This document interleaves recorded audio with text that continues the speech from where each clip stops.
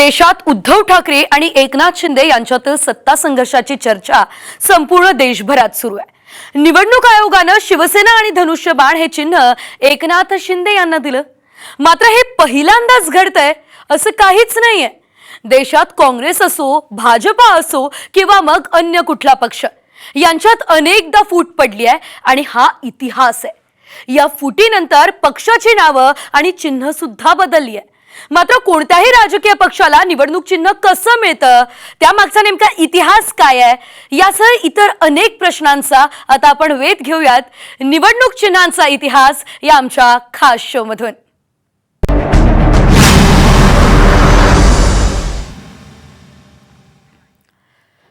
राज्यातील सत्ता संघर्षावरील सुनावणी घटनापीठासमोर सुरू आहे। कारण एकनाथ शिंदे यांनी शिवसेनेच्या आमदारांना सोबत घेत ठाकरे सरकार पाडलं। त्यानंतर निवडणूक आयोगानं एकनाथ शिंदे यांना शिवसेना नाव आणि धनुष्यबाण चिन्ह दिलं। मात्र 1968 साली शिवसेनेने मुंबई पालिकेची निवडणूक ढाल तलवार या चिन्हावर लढवली होती। 1980 च्या लोकसभा आणि विधानसभा निवडणुकीमध्ये शिवसेनेला रेल्वे इंजिन हे चिन्ह मिळालं होतं। शिवसेनेच्या जन्मापासून चिन्हांमध्ये नेमका बदल कसा झालाय आपण पाहूयात या रिपोर्ट।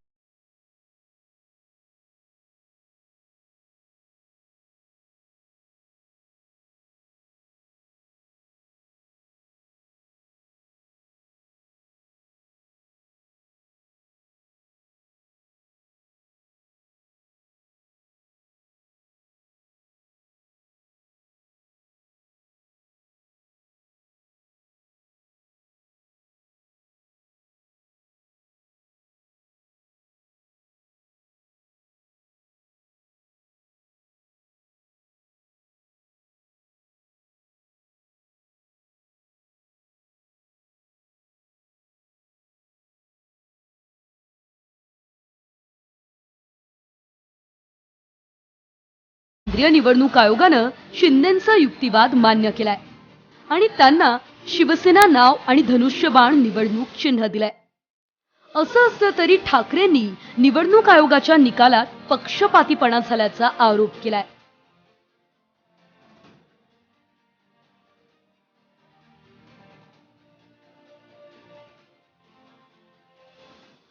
तर शिंदेंनी हा लोकशाहीचा विजय असल्याचं म्हटलंय। आपल्या देशाच्या स्वातंत्र्याचा अमृत महोत्सव सुरू असताना आपल्या माननीय पंतप्रधानांनी एकदा लाल किल्ल्यावरून घोषणा करायला हरकत नाही की 75 वर्षाचं स्वातंत्र्य आता संपलेलं आहे आणि आता देशातली लोकशाही संपवून आम्ही बेबंदशाहीला सुरुवात केलेली आहे। काय दुटप्पी भूमिका जे घेतायत त्यांना त्यांची जागा आजच्या निकालाने दाखवून दिलेली आहे।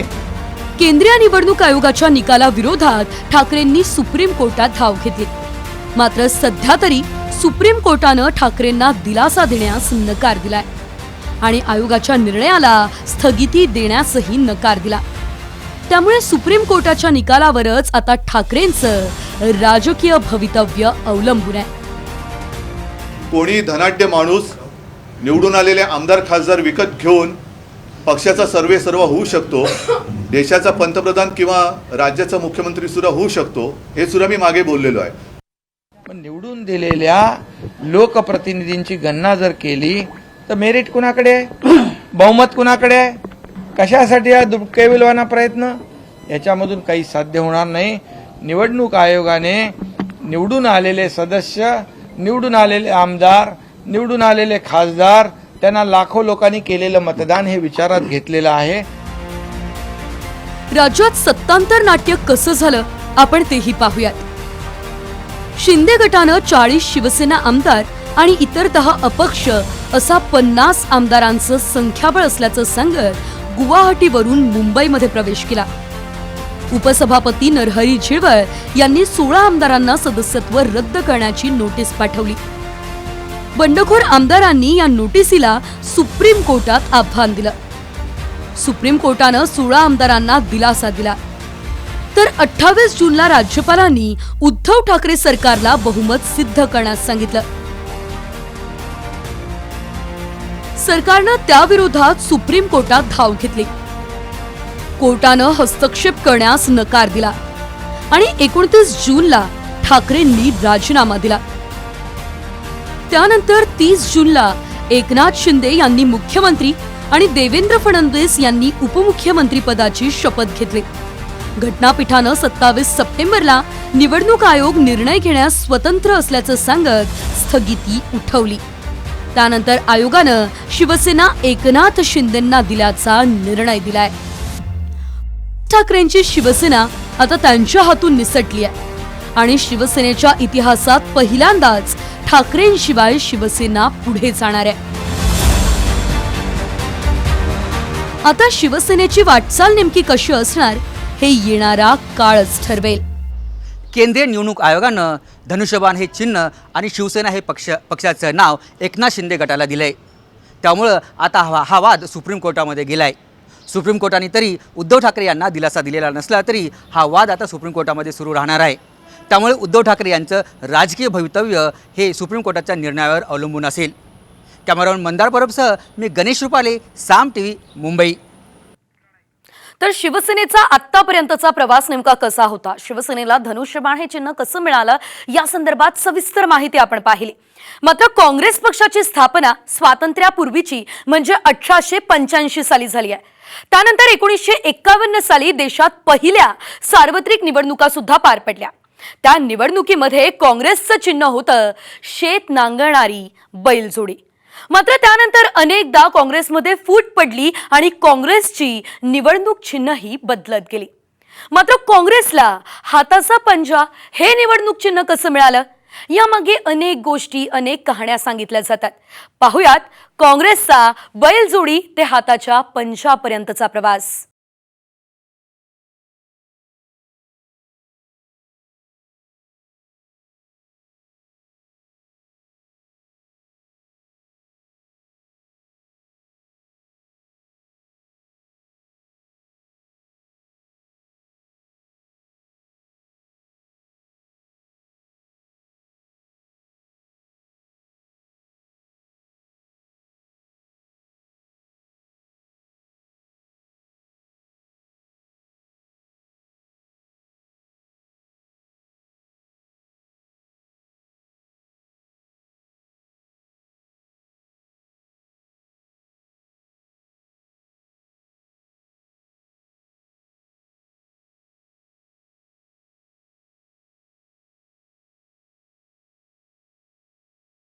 काँग्रेसमध्ये 2 गट पडले. दोन्ही गटांमध्ये बैलजोडी या निवडणूक चिन्हावरून वाद झाला. त्यानंतर निवडणूक आयोगानं 2 बैलजोडी हे निवडणूक चिन्ह गोठवलं. भारतीय जनता पक्षात सुद्धा फूट पडलेली आहे. म्हणजे त्यावेळी तो जनसंघ होता आणि जनसंघाचे अध्यक्ष होते बलराज मधोक आणि त्यांनी भारतीय जनसंघ हे नाव ठेवलं होतं BJS. त्यांना बाहेर काढल्यानंतर किंवा ते बाहेर पडल्यानंतर BJP भारतीय जनता पार्टी तयार झाली. त्याच्यामुळे त्यांच्याही पक्षात फूट पडली होती. जनता पक्षात तर फूट पडल्यानंतर कमीत कमी 10-12 जनता पक्ष तयार झाले. काँग्रेसमध्ये दुसरी फूट 1969 मध्ये पडली. इंदिरा गांधींच्या कार्यशैलीमुळे जुने काँग्रेस नेते नाराज झाले. काँग्रेसमधील 2 गटांनी त्यावेळी वेगवेगळ्या निवडणूक चिन्हांवरती निवडणूक लढवली. काँग्रेस ओ म्हणजे काँग्रेस ओरिजिनलला 2 बैलांची जोडी हे चिन्ह मिळालं. तर इंदिरा गांधी यांच्या काँग्रेस आर म्हणजे रिकिझनिस्ट म्हणजे स्वतंत्र मागणी करणारा पक्ष गाय वासरू हे निवडणूक चिन्ह त्यांना मिळालं. त्या निवडणुकीत इंदिरा गांधी यांच्या काँग्रेसला घवघवीत यश मिळालं. 69 सालपर्यंत काँग्रेसचं चिन्ह होतं बैलाची जोडी. 69 साली पक्ष फुटला आणि 2 तयार झाले. मग 2 पक्षांना वेगळी चिन्ह देण्याचा प्रसंग आला. म्हणून तर त्यांनी गाय वासरू काँग्रेस आयला दिलं. म्हणून त्यावेळेला टिंगल व्हायची इंदिरा गांधी आणि संजय म्हणजे गाय आणि वासरू अशा पद्धतीने. पण तेव्हा ते चिन्ह त्याच्यामुळे आलं होतं. 1977च्या निवडणुकीत इंदिरा गांधी यांना पराभवाचा सामना करावा लागला. त्यानंतर पुन्हा काँग्रेसमध्ये फूट पडली. 1978 साली इंदिरा गांधींनी पुन्हा काँग्रेसमधून बाहेर पडून काँग्रेस आयची म्हणजेच इंदिरा काँग्रेसची स्थापना केली. निवडणूक आयोगानं इंदिरा काँग्रेसचं गाय वासरू हे चिन्हही पुन्हा गोठवलं. इमर्जन्सी 71 साली ही निवडणूक झाली. 77च्या निवडणुकीत काँग्रेस पक्षाचा पराभव झाला आणि जनता पार्टी राज्यावर आली. जनता पार्टी राज्यावर आल्यानंतर पुन्हा काँग्रेस पक्षात फूट पडली. मग त्यावेळेला पुन्हा चिन्ह द्यायचा प्रश्न आला. मग त्यावेळेला त्यांनी पंजाचं चिन्ह दिलं. आता तुम्हाला प्रश्न पडला असेल की काँग्रेसला हाताचा पंजा हे निवडणूक चिन्ह कसं मिळालं? तेही आता आम्ही तुम्हाला सांगतोय. काँग्रेस आयची स्थापना केल्यानंतर निवडणूक चिन्हावरती काँग्रेसमध्ये मंथन सुरू झालं. निवडणूक आयोगानं काँग्रेस समोर हाती, सायकल आणि हाताचा पंजा या निवडणूक चिन्हाचे पर्याय ठेवले. या 3 निवडणूक चिन्हांपैकी एकाची निवड करण्यासाठी 24 तासांचा अवधी दिला. पी.व्ही. नरसिंहराव, बुटा सिंग आणि इंदिरा गांधी यांच्यामध्ये निवडणूक चिन्हावरून चर्चा झाली आणि अखेर हाताचा पंजा घेण्यावर एकमत झालं. 1980 साली इंदिरा गांधी यांच्या काँग्रेसने हाताच्या पंजावरती लोकसभा निवडणूक लढवली आणि मोठं यशही मिळवलं. 1980 पासून ते आत्तापर्यंत काँग्रेसचं चिन्ह हाताचा पंजा हेच आहे. दरम्यानच्या काळात काँग्रेसमध्ये बरेच स्थित्यांतर झाले, पण हाताचा पंजा हे निवडणूक चिन्ह काँग्रेस सोबत कायम राहिलं.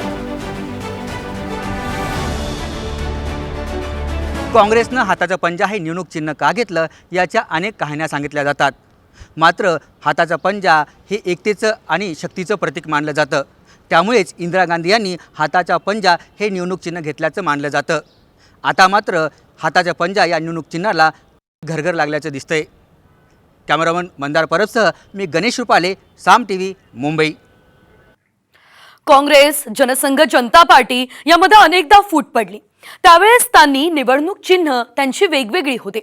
जनता पार्टीमधून बाहेर पडल्यानंतर भाजपाची 1980 साली स्थापना झाली आणि भाजपानं कमळ हे निवडणूक चिन्ह स्वीकारलं.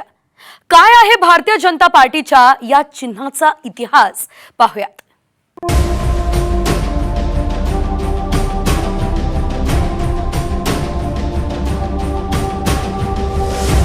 आजच्या भारतीय जनता पार्टीचं पूर्वीचं नाव जनसंघ होतं.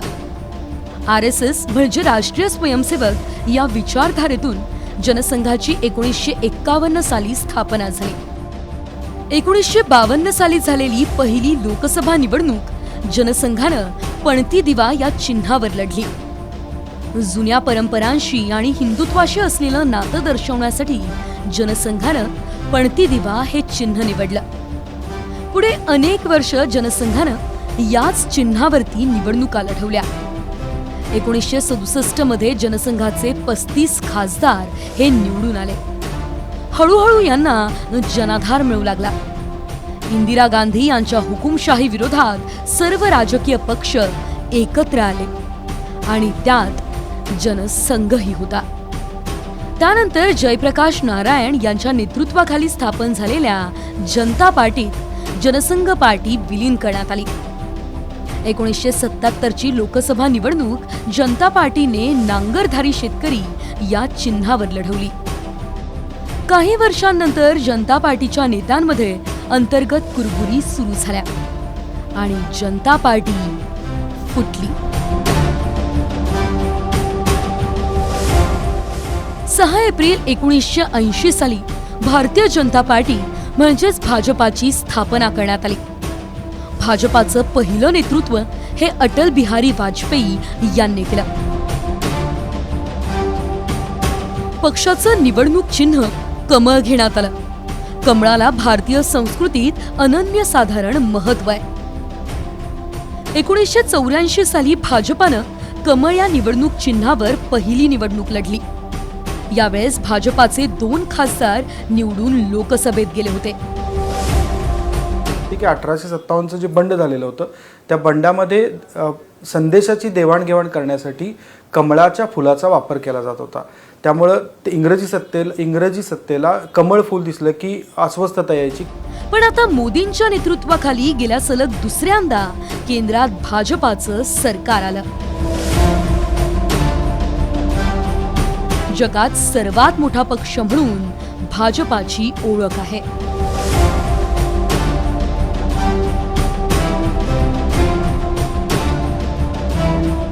एकूणच काय भाजपच्या कमळाचं इतिहासाशी नातं आहे. कमळ हे देशाचं राष्ट्रीय फूलसुद्धा आहे. त्यामुळंच भाजपनं कमळ हे निवडणूक चिन्ह घेतल्याचं राजकीय जाणकार सांगतात. आता मोदीच्या नेतृत्वाखाली कमळाची घोडदौड सुरू आहे आणि पुढील काही वर्ष ही घोडदौड अशी सुरू राहील असं जाणकार सांगतायत. आपण पक्षांच्या निवडणूक चिन्हांचा इतिहास पाहतोय. मात्र यामध्ये आता तुम्हाला प्रश्न पडला असेल की राजकीय पक्षाला एखादं निवडणूक चिन्ह नेमकं दिलं तरी कसं जातं? एखाद्या पक्षाला राष्ट्रीय आणि प्रादेशिक पक्षाचा दर्जा हा नेमका कसा मिळतो? एखाद्या पक्षात वाद झाला तर निवडणूक आयोग तो वाद कसा सोडवतो? यासह अनेक प्रश्नांचा वेध आता या रिपोर्टमधून.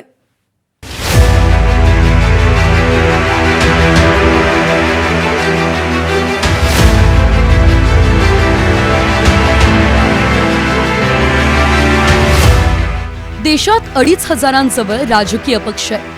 त्यापैकी 8 राष्ट्रीय पक्ष आहेत. त्यांची चिन्ह आता राखीव झाली आहे. तर 26 प्रादेशिक पक्ष आहेत. त्यांचीही चिन्ह राखीव आहेत. तर 2,301 नोंदणीकृत पक्ष आहेत. इतर पक्ष हे अमान्यता प्राप्त आहेत. अमान्यता प्राप्त पक्षांना निवडणुकीच्या काही दिवसांपूर्वी निवडणूक चिन्हांचं वाटप केलं जात आहे.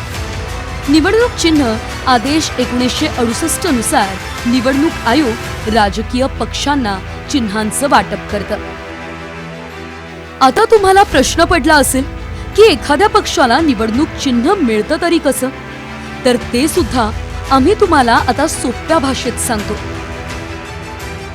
देशातील कोणताही नागरिक निवडणूक लढू शकतो, पण त्या नागरिकांनी निवडणूक आयोगाच्या नियमाची पूर्तता करणं गरजेचं आहे. जर त्या व्यक्तीनं निवडणूक आयोगाच्या नियमाची पूर्तता केली तर निवडणूक आयोग त्याला विशिष्ट चिन्ह देतं आणि त्या चिन्हाच्या आधारे तो कोणताही व्यक्ती आपली कोणत्याही भागातली निवडणूक लढू शकतो. मान्यताप्राप्त पक्षांची चिन्ह राखीव असतात. ती चिन्ह इतर कुणालाही वापरता येत नाही. हे झालं पक्षाचं. पण भारतात राहणाऱ्या आणि नियमांची पूर्तता करणाऱ्या कोणत्याही नागरिकाला निवडणूक लढवता येते. निवडणुकीत उभं राहणाऱ्या व्यक्तीला आयोगाच्या यादीतील मुक्त चिन्ह निवडायची असतात. आयोगाच्या यादीत शेकडो मुक्त चिन्ह आहेत. त्यापैकी 3 चिन्हांची नावं पसंती क्रमानुसार घ्यावी लागतात. प्रथम येणाऱ्याला प्रथम प्राधान्य या नियमानुसार उमेदवाराला 3 चिन्हांपैकी 1 चिन्ह दिलं जातं. Symbol reservation and allotment order 1969 याप्रमाणे ज्या राजकीय पक्षाची स्थापना आणि मान्यता ही निवडणूक आयोग ज्या वेळेला त्यांच्याकडे घटना त्या पक्षाची देण्यात येते आणि त्याची नोंदणी होते, त्यावेळेला त्या राजकीय पक्षाला आपल्या पसंतीची चिन्ह कुठली हवी आहेत अशा 3 चिन्हांची निवड करावी लागते. राष्ट्रीय आणि प्रादेशिक पक्ष म्हणून मान्यता मिळवण्यासाठी काय निकष आणि काय नियम आहेत, आपण त्यावर सुद्धा एक नजर टाकू. विधानसभा किंवा लोकसभा निवडणुकीत त्या पक्षाला 4 किंवा जास्त राज्यांमध्ये कमीत कमी 6% मतं मिळावी. लोकसभा निवडणुकीत कमीत कमी 4 जागा मिळाल्या पाहिजे. लोकसभा निवडणुकीत त्या पक्षाला एकूण जागांपैकी 2% जागा मिळाव्या. निवडून आलेल्या जागा या 3 राज्यांमधून निवडून यायला हव्या. संबंधित पक्षाला 4 राज्यांमध्ये प्रादेशिक पक्षाचा दर्जा मिळायला हवा. आता हे झालं राष्ट्रीय पक्षांचं. पण प्रादेशिक पक्षांचा दर्जा मिळवण्यासाठी नेमके काय निकष आहेत, आपण तेही पाहूया. विधानसभा निवडणुकीत संबंधित पक्षाला 6% मतं मिळावी. एकूण जागांपैकी कमीत कमी 2 जागा मिळाव्या. लोकसभा निवडणुकीत त्या पक्षाला राज्यातील 25 जागांपैकी 1 जागा मिळावी. आणि त्याला देशभरात किती मताची टक्केवारी मिळाली, किती मतं मिळाले, लोकसभेला किती मिळाले, राज्यसभेला किती मिळाले, किंवा विधान परिषदेला विधानसभांना किती मताची टक्केवारी आहे, हे सर्व बघितलं जातं. आणि या मताच्या टक्केवारीच्या आधारे मग तो पक्ष राष्ट्रीय पक्ष की राज्य पक्ष की मान्यताप्राप्त पक्ष हे ठरवलं जातं. याचे निकष निवडणूक आयोगानेच घालून दिले. सध्या देशात शिवसेना कुणाची यावरून सत्ता संघर्ष सुरू आहे.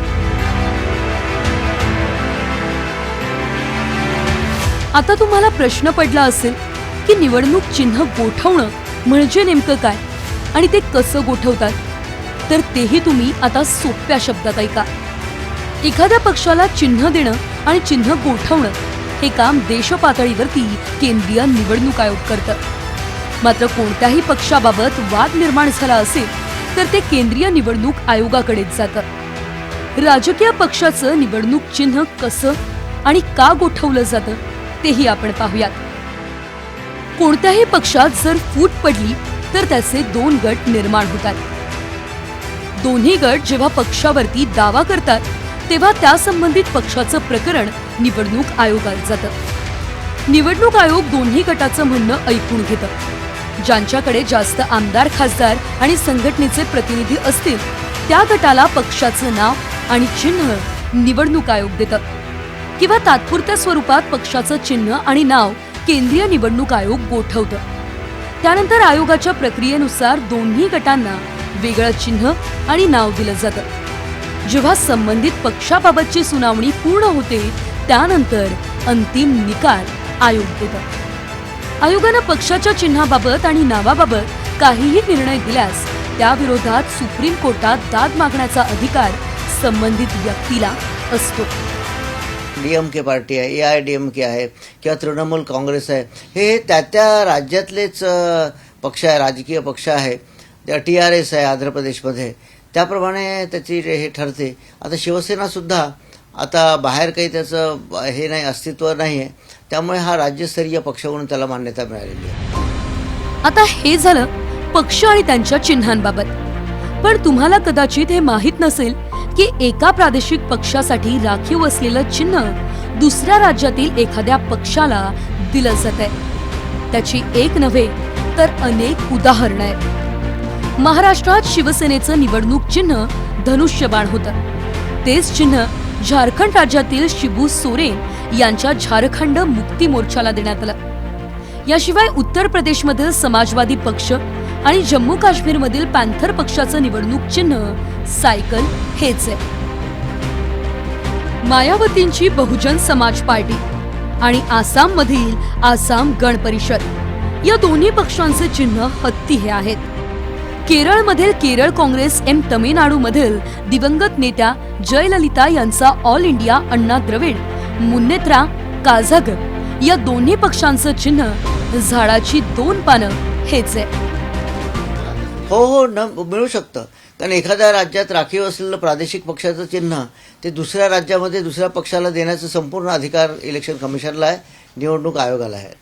ऑफकोर्स ज्याला द्यायचा अधिकार आहे त्याला ते चिन्ह काढून घेण्याचा सुद्धा अधिकार आहे, पण ते संपूर्ण अधिकार इलेक्शन कमिशनचे आहे. याच्यामध्ये वेगवेगळे क्रायटेरिया निश्चित केलेले आहेत. याच्यामध्ये त्याप्रमाणे इलेक्शन कमिशन त्या अधिकाराचा वापर करून अशा चिन्हाचं अलॉटमेंट करत असतं. एकूणच काय तर निवडणूक चिन्ह मिळवणं आणि ते कायमस्वरूपी टिकवून ठेवणं हे कोणत्याही पक्षासाठी जिकिरीचं काम आहे. कारण एखादा गट मूळ पक्षातून बाहेर पडल्यास त्या पक्षाची वाताहत होते यात कुठली शंका नाही आहे. गणेश रुपाले, साम TV न्यूज, मुंबई.